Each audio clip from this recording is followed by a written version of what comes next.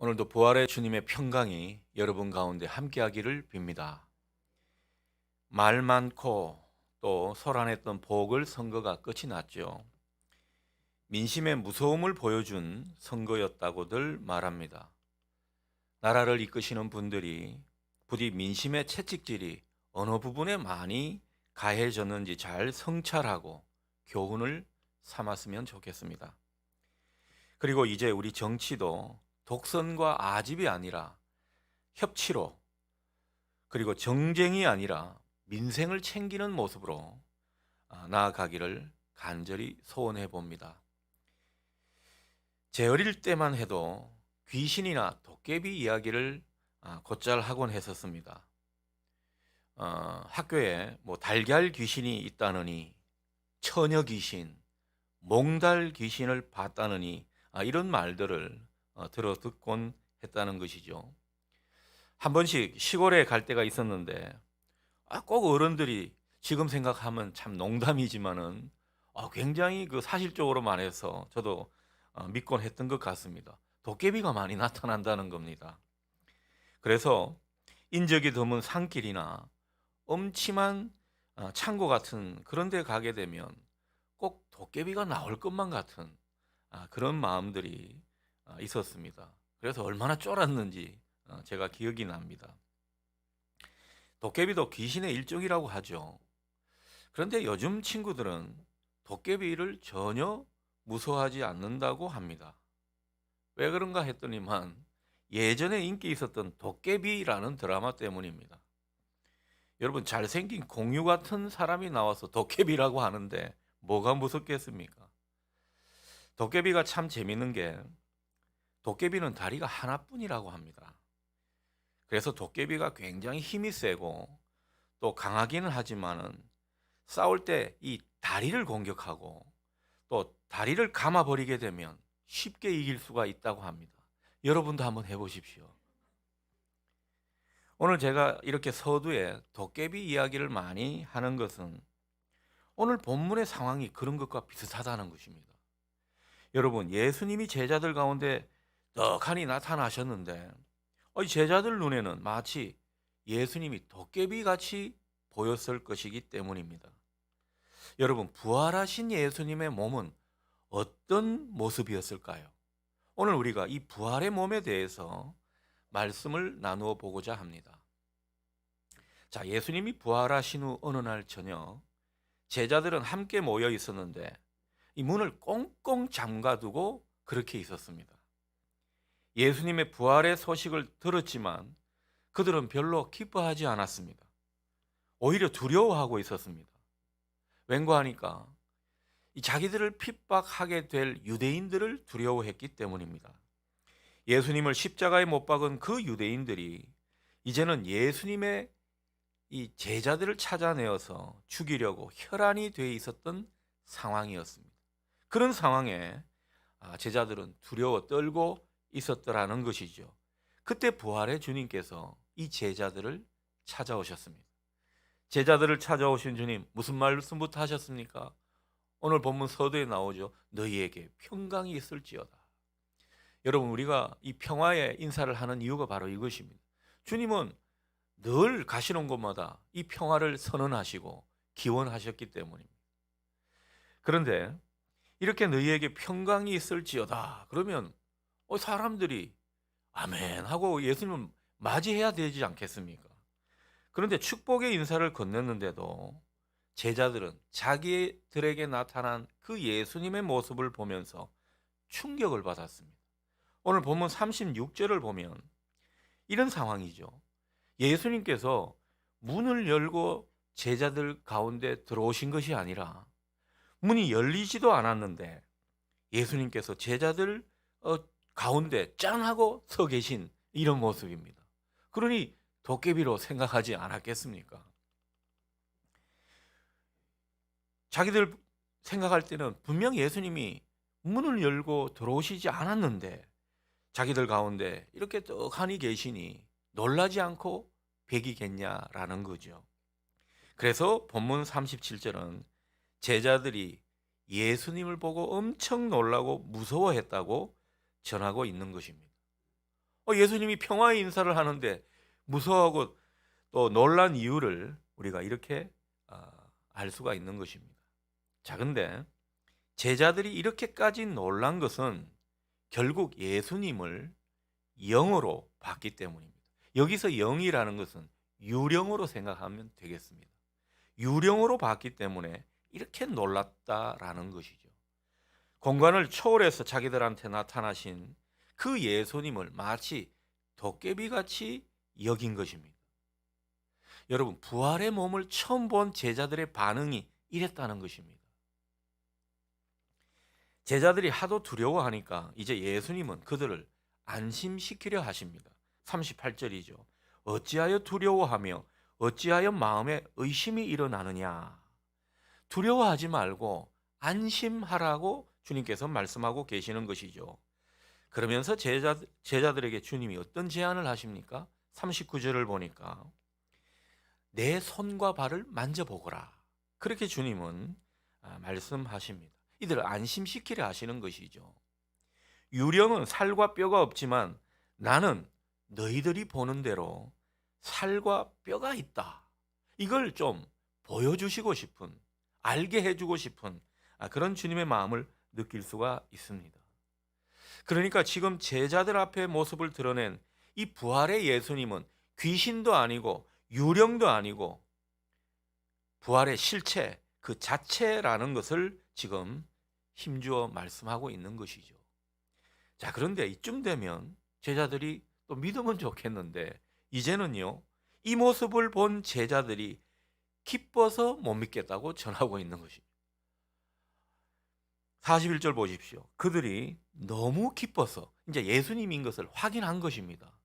너무 기뻐서 아직도 믿지 못하고 있더라. 그러니까 자기들의 상식과 자기들이 알고 있는 지식의 범주에서는 이게 어떻게 가능한 일인가? 이런 것을 생각하면서 또 믿지 못하고 있더라는 것입니다. 아니, 두려워서 못 믿고 이제는 기뻐서 못 믿고 도대체 언제 믿을 건지 이런 생각이 드는 장면을 우리가 보게 됩니다. 이 참 믿음이란 게 쉽게 믿어지는 것이 아니죠. 주님은 제자들이 너무 기뻐하며 감격스러워서 믿지 못하고 오히려 놀라고 있으니까 이제 마치 비장의 카드를 쓰듯 제자들에게 주문을 하고 계십니다. 42절에서 43절이 그런 내용이죠. 예수님이 뭐라고 말씀하십니까? 여기 먹을 것이 좀 없느냐? 이렇게 물으시니까 제자들이 예수님께 구운 생선 한 토막을 드립니다.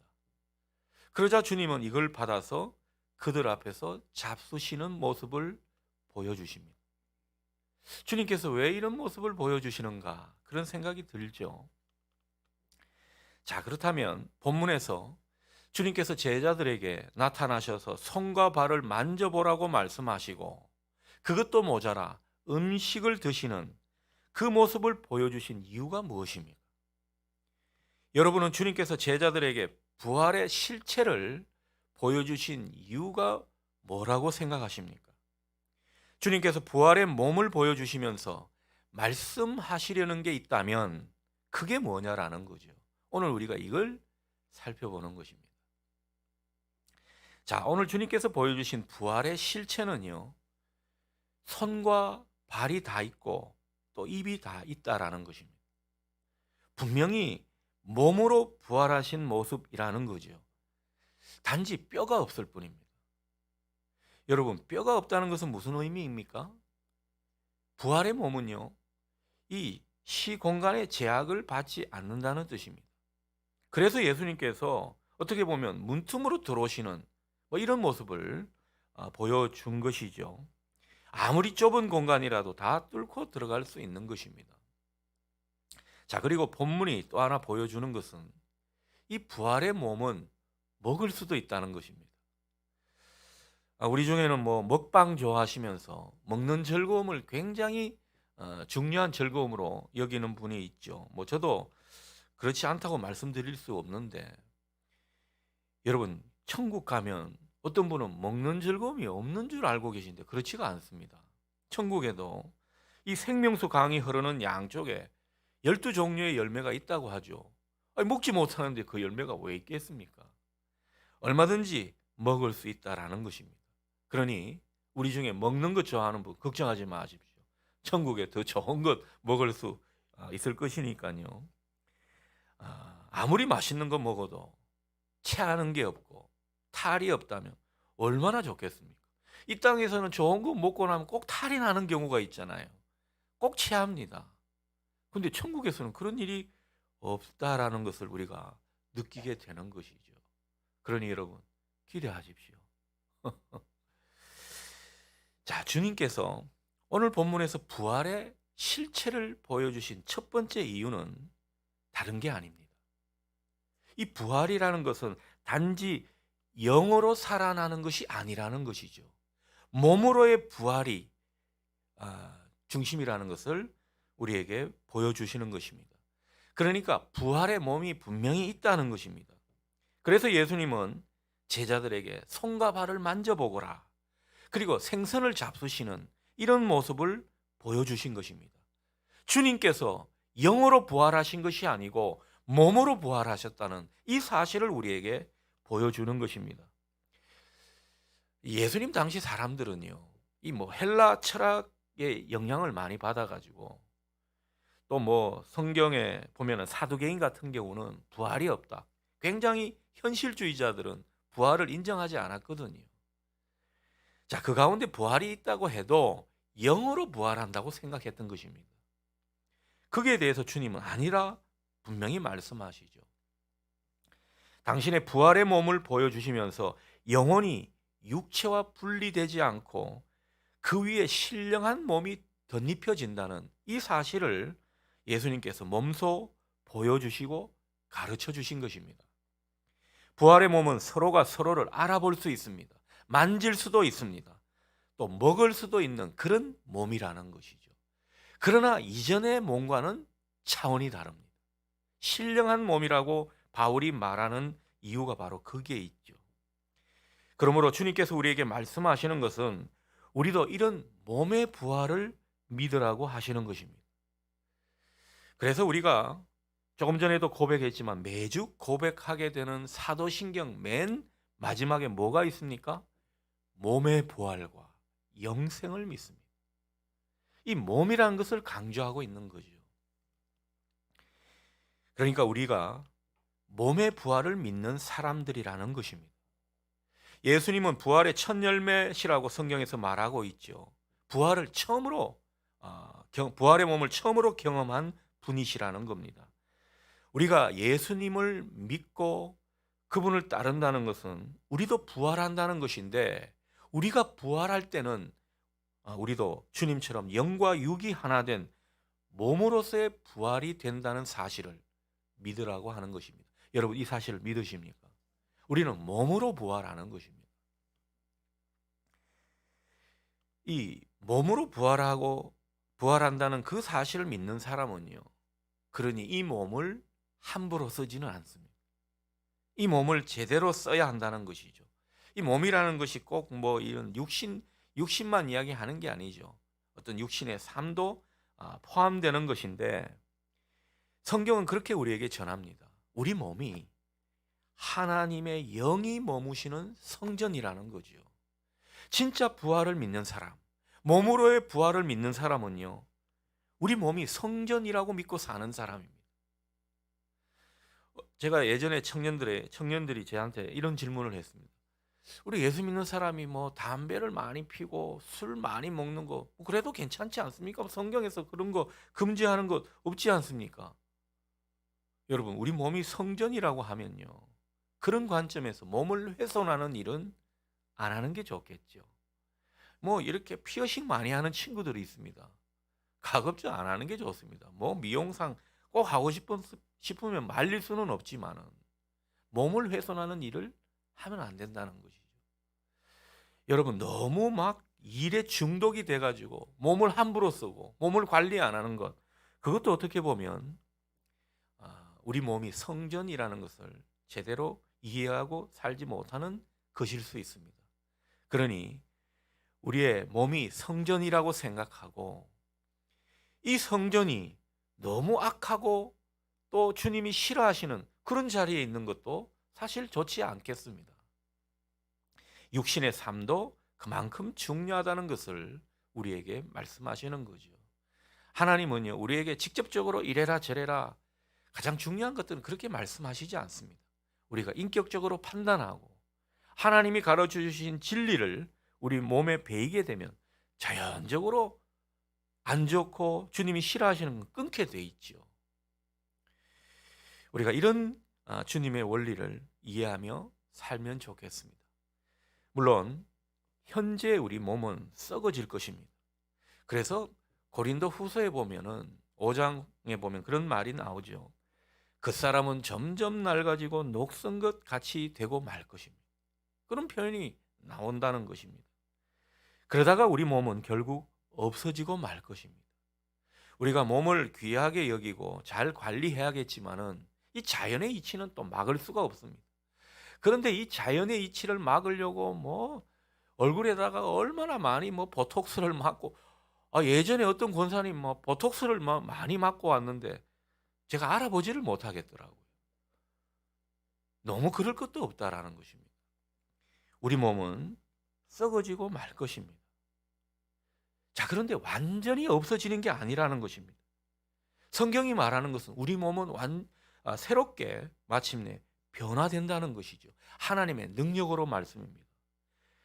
하나님의 능력으로 말미암아 우리는 신령한 몸으로 변화된다는 것을 성경이 가르쳐주고 있는 것입니다.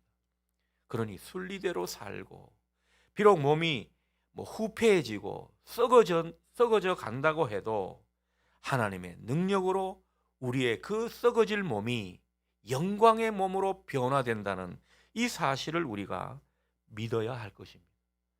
우리는 썩지 않고 영광스러우며 신령한 몸으로 우리 몸을 바꾸실 그 하나님의 능력을 믿어야 할 것입니다. 그래서 오늘 주님은 우리가 이처럼 신령한 몸으로 부활될 것을 믿으라고 말씀하시는 것입니다. 그러니 우리 기독교 신앙은요, 그냥 알맹이 없이 믿는 게 아닙니다.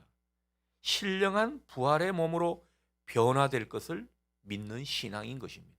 여러분, 이 신앙을 견고히 가질 수 있기를 축복합니다. 자, 그런데 우리의 현재의 몸을 신령한 몸으로 바꾸시는 이 하나님의 능력은 어떻게 나타나는 것입니까? 이게 굉장히 중요합니다. 이게 모든 것을 결정짓습니다. 그런데 이 문제는 의외로 간단합니다. 그래서 진리는 어떻게 보면 심플하다고 볼 수 있습니다. 하나님의 능력은요, 그 하나님의 능력이 작동되는 것은요, 바로 우리의 믿음 때문입니다. 우리의 믿음으로 말미암아 하나님의 능력이 작동되더라는 거죠.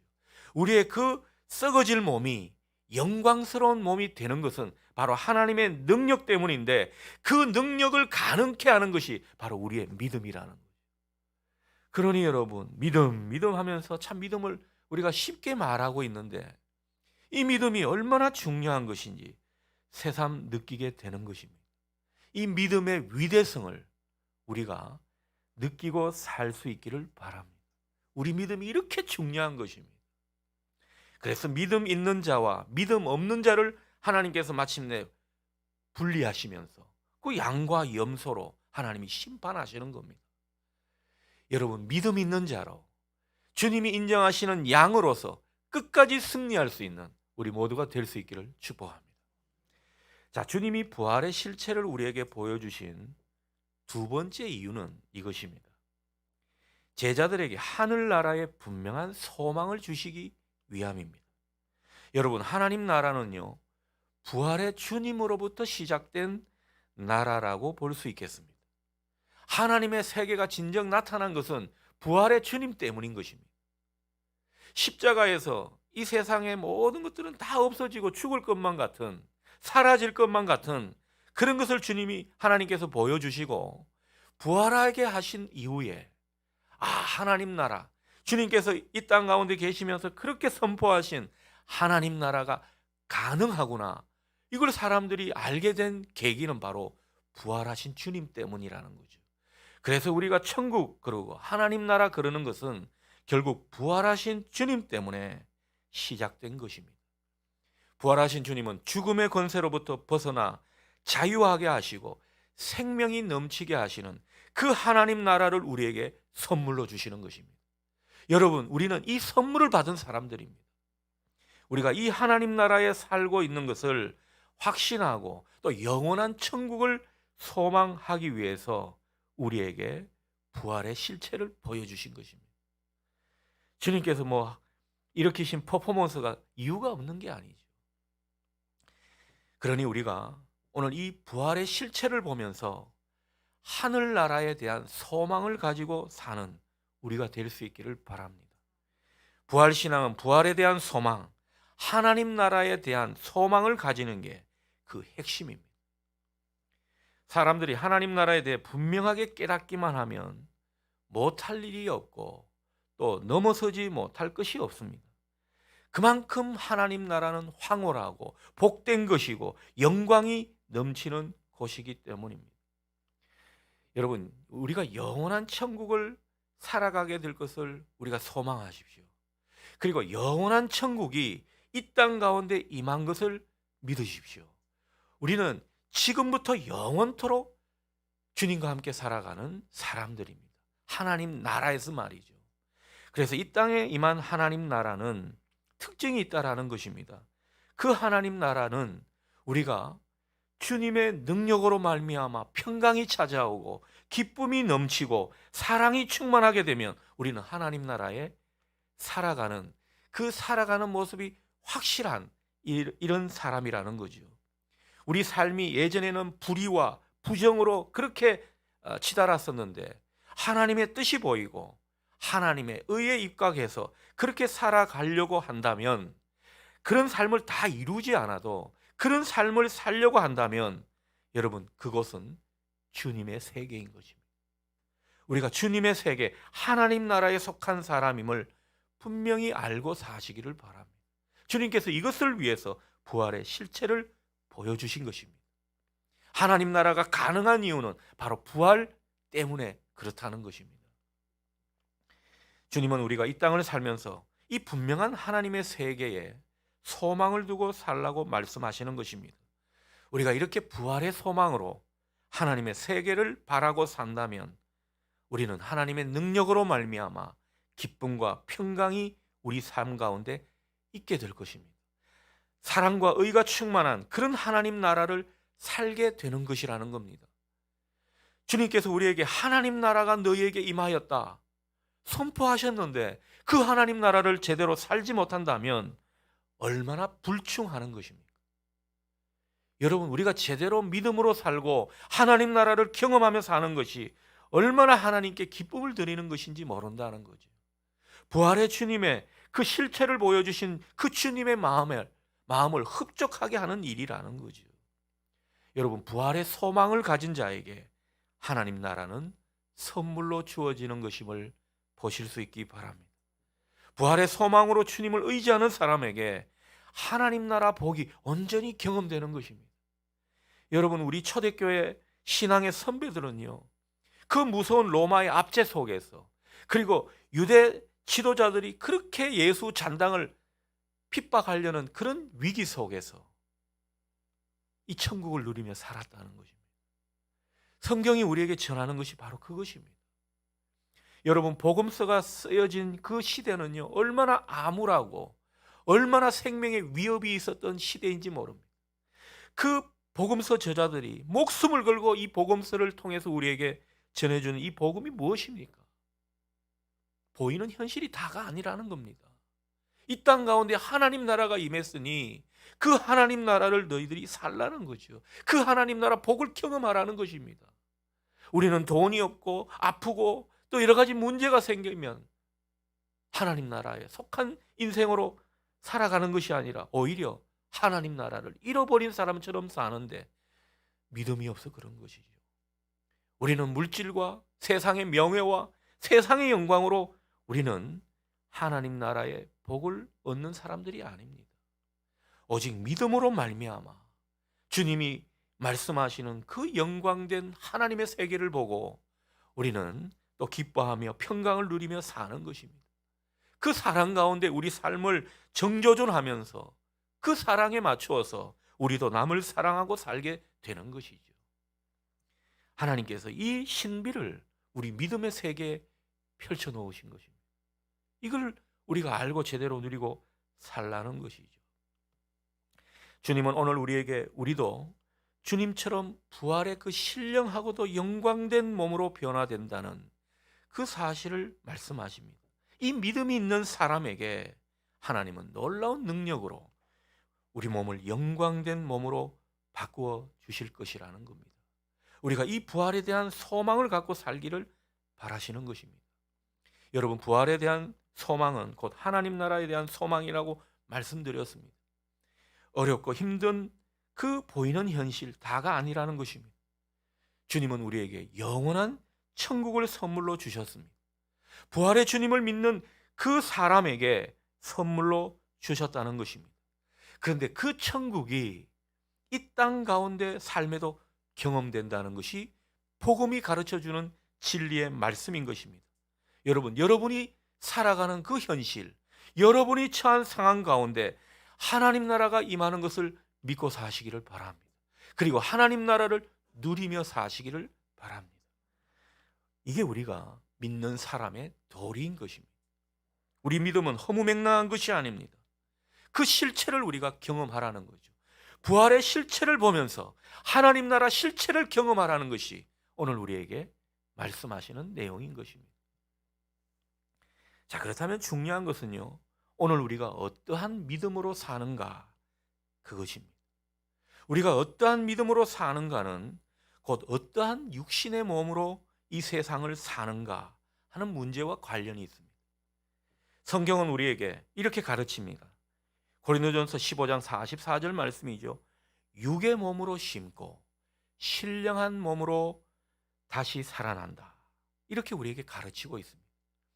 우리가 어떠한 육신의 몸을 이 땅에 심고 살고 있느냐, 다시 말해서 하나님 앞에서 우리가 어떤 육신의 삶을 사느냐, 이게 나중에 얻게 될 부활의 몸과 또 현재 우리가 하나님 나라를 누리는 삶에 직결되고 중요한 변수가 된다는 것이죠. 다 믿음이 우리 삶과 영원한 미래를 결정한다는 것입니다. 불신자처럼 하나님 없이 사느냐, 아니면 하나님을 의식하고 하나님 안에서 사느냐, 형식적인 종교 생활을 하고 사느냐, 아니면 정말 부활의 영광을 믿으며 깨어 의를 경험하는 그런 살아있는 신앙으로 살아가느냐, 이게 다르다는 것입니다. 여러분, 우리가 다 뿌린 대로 거두는 법, 성경이 가르치는 중요한 내용인 것입니다. 그러니 오늘 우리가 어떤 믿음으로 사느냐가 중요한 것입니다. 기독교 신앙은 지금의 몸이 절대적으로 중요하다고 말하는 것입니다. 지금의 몸이 부활의 몸과 비밀한 방식으로 연결되고 있다라는 거죠. 육신의 삶이 결국 하나님 나라에 속한 인생의 여부를 판가름한다는 것입니다. 그래서 바울은 이렇게 말했습니다. 너희 몸은 너희가 하나님께로부터 받은 바 너희 가운데 계신 성령의 전인 줄을 알지 못하느냐. 그런즉 너희 몸으로 하나님께 영광을 돌리라. 기도하겠습니다.